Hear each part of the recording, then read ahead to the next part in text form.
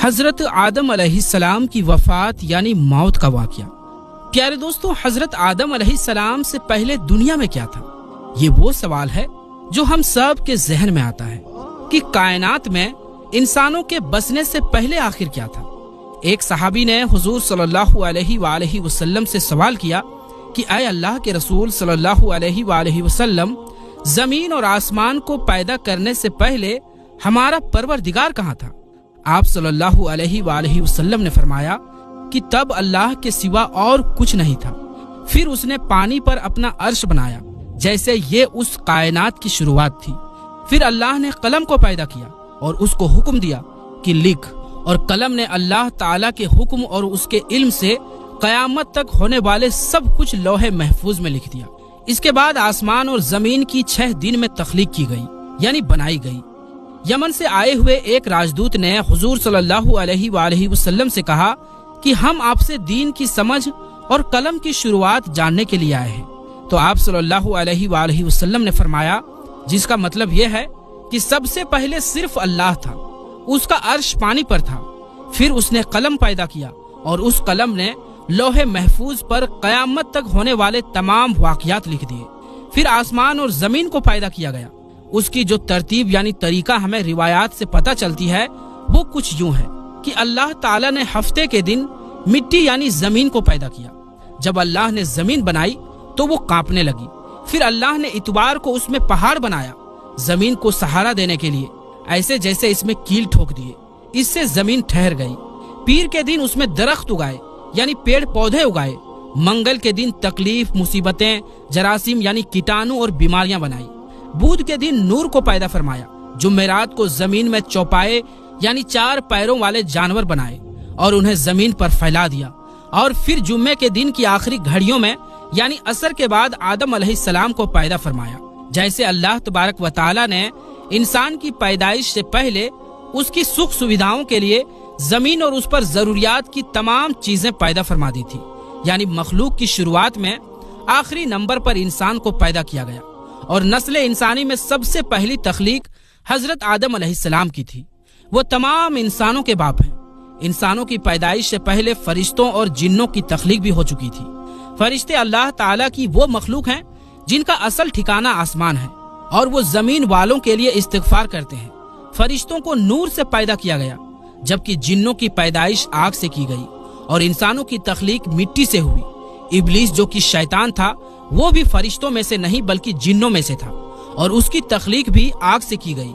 کچھ روایات سے پتہ چلتا ہے کہ آدم علیہ السلام سے 2000 سال پہلے جنات پیدا کیے گئے، اور جب وہ فتنہ فساد میں حد سے آگے بڑھ گئے تو اللہ تعالیٰ نے ان کی طرف فرشتوں کا ایک لشکر بھیجا۔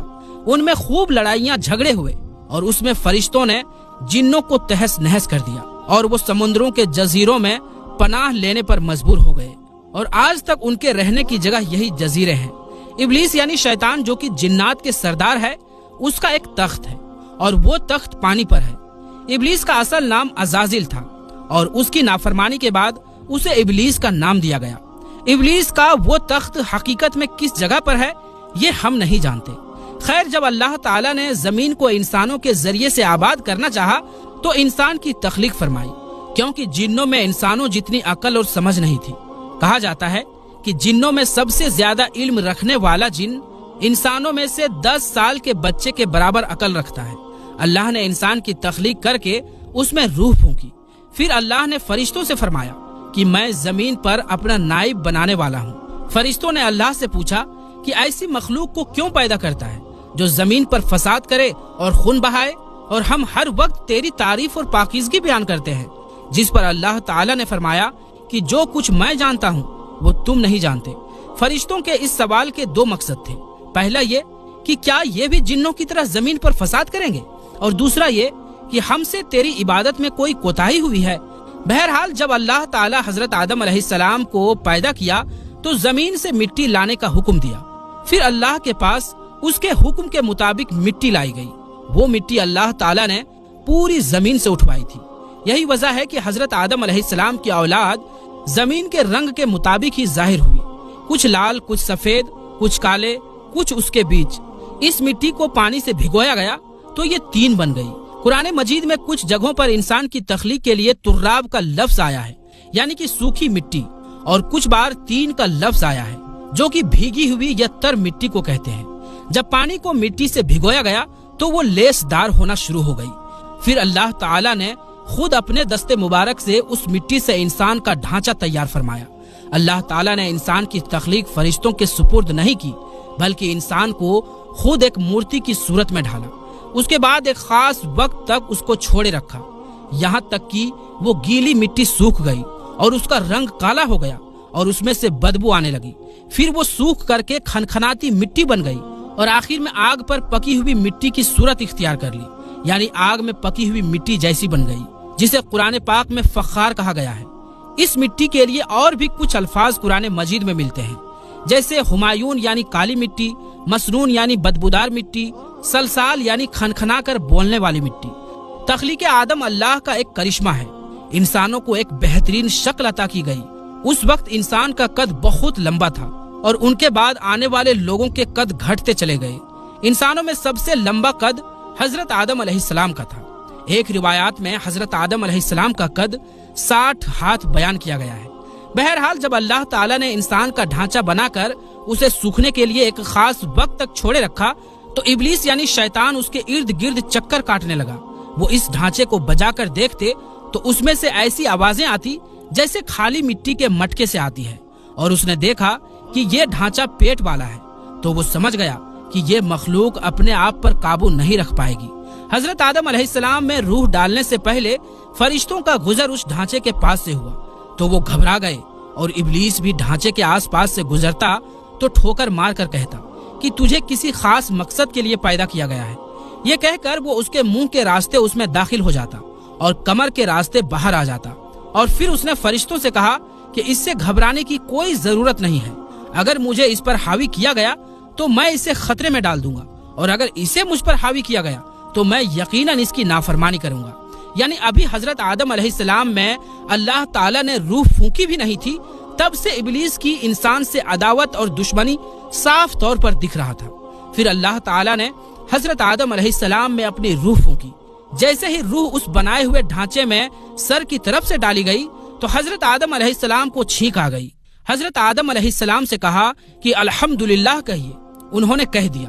اللہ تعالیٰ کی اس تعریف کے جواب میں اللہ تعالیٰ نے فرمایا کہ تجھ پر تیرا رب رحم فرمائے۔ جب روح ان کی آنکھوں میں داخل ہوئی اور ان کی آنکھوں نے جنت کے پھلوں کو دیکھا تو غور و فکر کرنے لگے۔ پھر روح پیٹ میں داخل ہوئی تو کھانے کی ضرورت محسوس ہوئی، یعنی روح ابھی ٹانگوں تک نہیں پہنچی تھی اور کھانے کی خواہش محسوس ہونے لگی۔ جب حضرت آدم علیہ السلام میں روح پھونک دی گئی تو اللہ تعالیٰ نے ان کی پشت یعنی پیٹھ مبارک پر ہاتھ پھیرا، جس سے قیامت تک آنے والے تمام انسان باہر آ گئے۔ حضرت آدم علیہ السلام کی تمام اولاد ان کے سامنے ظاہر ہو گئی۔ یہ بات قرآن اور احادیث سے بھی ثابت ہے۔ پھر اللہ نے اولاد آدم سے انہی کے بارے میں اقرار لیا کہ کیا میں تمہارا رب نہیں؟ تو وہ تمام انسانوں نے جواب دیا کہ ہم اقرار کرتے ہیں کہ تو ہی ہمارا رب ہے۔ اللہ تعالیٰ نے حضرت آدم علیہ السلام میں اپنی روح پھونک کر فرشتوں اور جنوں سے انسان کو سجدہ کرنے کا حکم دیا۔ ابلیس کے علاوہ سب نے حضرت آدم علیہ السلام کو سجدہ کیا۔ اللہ تعالیٰ نے ابلیس سے پوچھا کہ تجھے کس چیز نے سجدے سے روک دیا؟